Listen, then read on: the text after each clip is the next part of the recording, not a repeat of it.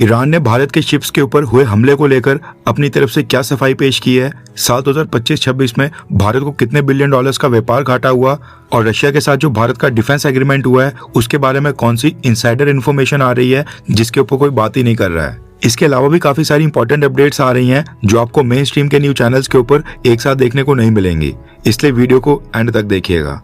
सबसे पहले बात करते हैं भारत और ईरान के बारे में। जैसा कि आपको पता है कि ईरान रेवोल्यूशनरी गार्ड्स की नेवी ने स्ट्रेट ऑफ हॉर्मुज से क्रॉस होते समय भारत के 2 ऑयल टैंकर शिप्स के ऊपर हमला किया था और उनके ऊपर अचानक से फायर खोल दिया था, जिसके कारण भारत के दोनों ऑयल टैंकर शिप्स को वापस मुड़ना पड़ा था। इस घटना के बाद भारत सरकार ने ईरान के एम्बेसडर को समन करके विदेश मंत्रालय बुलाया था और उनको अच्छी खासी उनकी क्लास भी ली थी। अब इसके बाद इस पूरे मामले के ऊपर ईरान की तरफ से सफाई पेश की गई है। रेफरेंस के लिए आपकी स्क्रीन के ऊपर आर्टिकल का स्क्रीनशॉट है। ईरान के भारत में एम्बेसडर मोहम्मद फताली ने कहा है कि भारत के शिप्स के ऊपर जो हमला हुआ है वो अनइंटेंशनल था और कम्युनिकेशन गैप के कारण हुआ था। ईरानियन एम्बेसडर ने भारत सरकार के ऑफिशियल्स को जानकारी दी है कि भारत के शिप्स के ऊपर हमला जानबूझकर नहीं किया गया था। उनकी मिलिट्री और नेवल फोर्सेस के अंदर कोऑर्डिनेशन की कमी की वजह से कंफ्यूजन क्रिएट हो गई थी।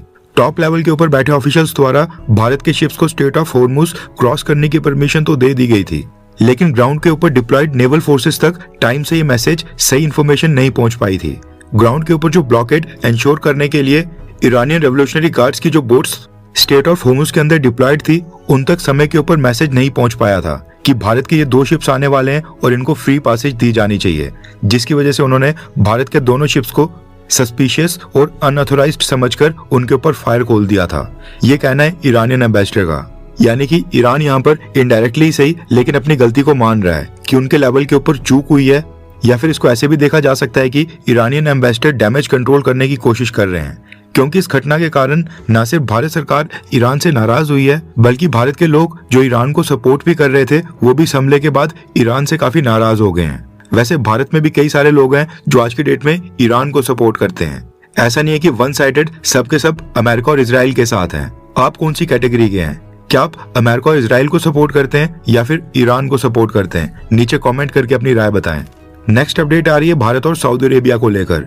ये तो हम सब जानते हैं कि सऊदी अरेबिया और पाकिस्तान इस समय काफी करीब आ रहे हैं। पाकिस्तान ने तो अपने 13,000 ट्रूप्स F-16 फाइटर जेट्स और सर्विलांस एयरक्राफ्ट भी सऊदी अरेबिया के अंदर डिप्लॉय कर दिए हैं, लेकिन इसके बावजूद ऐसा लग रहा है कि भारत सऊदी अरेबिया को रीच आउट करने की पूरी कोशिश कर रहा है।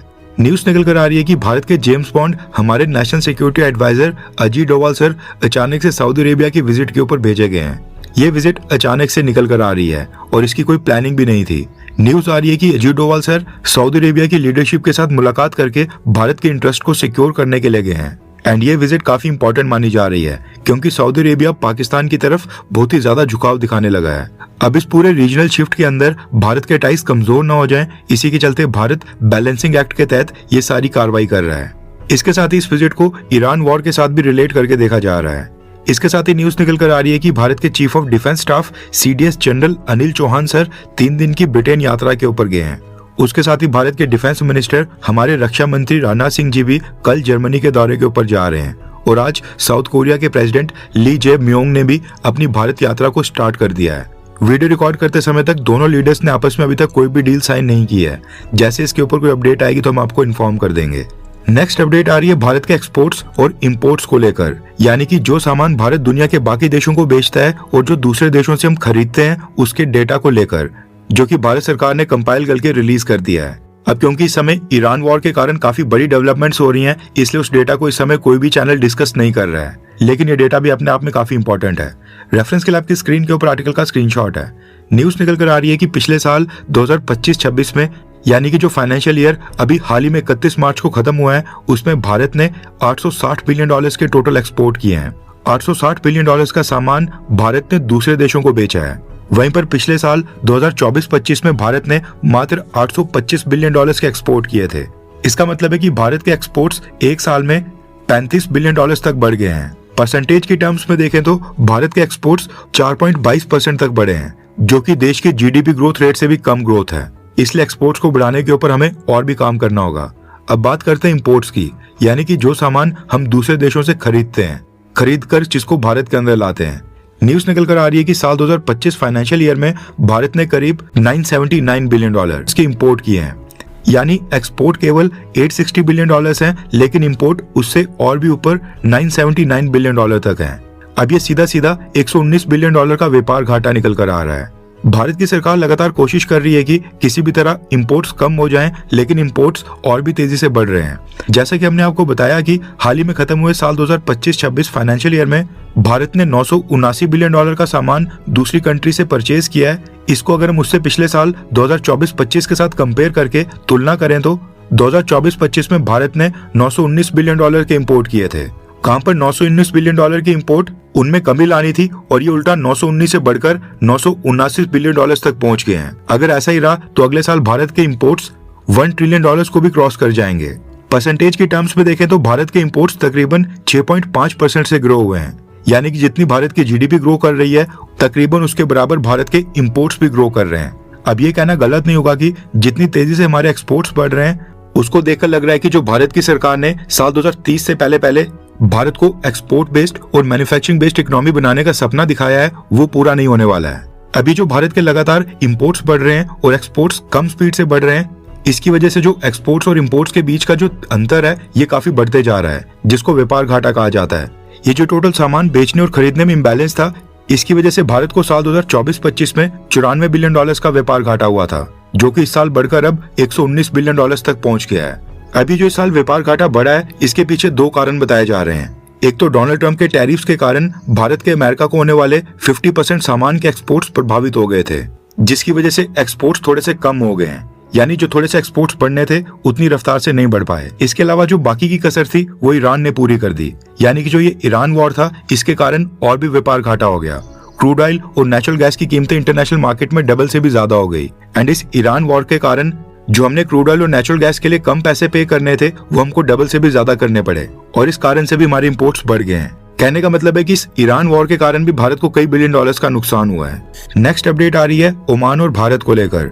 आपको याद होगा पिछले साल 18 दिसंबर 2025 को प्रधानमंत्री नरेंद्र मोदी ओमान की यात्रा के ऊपर गए थे, जहां पर दोनों लीडर्स ने भारत और ओमान के बीच फ्री ट्रेड एग्रीमेंट साइन किया था। इसी फ्री ट्रेड एग्रीमेंट को लेकर न्यूज निकल कर आ रही है कि ये जून महीने से लागू हो जाएगा, यानी बीच में एक मई महीना बचा हुआ है एंड एक महीना 10-12 दिन के बाद जब 1 जून आएगा तब से भारत और ओमान के बीच ये FTA लागू हो जाएगा। गल्फ के जो 6 देश हैं इनमें से यूनाइटेड अरब एमिरेट्स के बाद ओमान दूसरा देश होने वाला है जिसके साथ हम फ्री ट्रेड एग्रीमेंट को इम्प्लीमेंट करने जा रहे हैं। इसके अलावा कतर के साथ भी साइड बाय साइड FTA की नेगोशिएशंस चल रही हैं। नेक्स्ट अपडेट आ रही है भारत और हमारे मित्र देश रशिया के बारे में, जिसको ईरान वॉर के कारण अच्छे से डिस्कस नहीं किया जा रहा है। रेफरेंस के लिए आपकी स्क्रीन के ऊपर आर्टिकल का स्क्रीनशॉट है। न्यूज निकल कर आ रही है कि भारत और रशिया ने आपस में एक डिफेंस पैक्ट साइन किया है, जिसके तहत अब दोनों देश एक दूसरे की टेरिटरी के अंदर अपने 3000 सैनिकों को डिप्लॉय कर सकते हैं। यानी कि भारत रशिया में अपने 3000 सैनिक डिप्लॉय कर सकता है और रशिया भी भारत में अपने 3000 सैनिक डिप्लॉय कर सकता है। अब ये 3000 की मैक्सिमम लिमिट है। अब इतने भेजे जाने या फिर नहीं, ये तो दोनों देशों को खुद ही डिसाइड करना है। इसके साथ ही न्यूज आ रही है कि इस एग्रीमेंट के तहत दोनों देश एक दूसरे की सीमा के अंदर 5 नेवल वॉरशिप और 10 एयरक्राफ्ट को भी स्टेशन कर सकते हैं और इस एग्रीमेंट का नाम है Indo Russian reciprocal exchange of logistics agreement, जो पिछले साल फरवरी 2025 में साइन हुआ था और इस साल जनवरी 2026 से इम्प्लीमेंट हो गया है। यानी कि ऐसा नहीं है कि ये एग्रीमेंट अभी रिसेंटली साइन हुआ है और रिसेंटली भारत और रशिया ने इसको इम्प्लीमेंट किया है।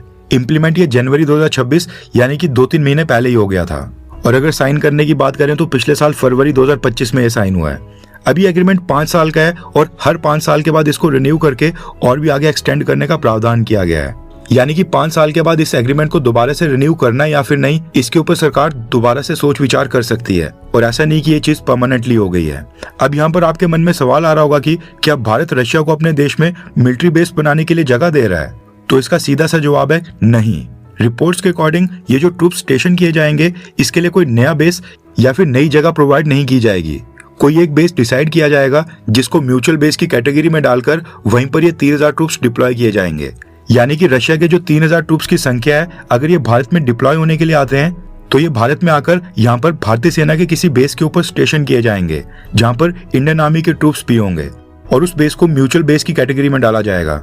सेम इसी तरह से रशिया में जो भारत के 3000 ट्रूप्स वहां पर डिप्लॉय होंगे उनको भी रशियन मिलिट्री के साथ ही वहां पर उनके किसी बेस के ऊपर डिप्लॉय किया जाएगा जिसको म्यूचुअल बेस कहा जाएगा।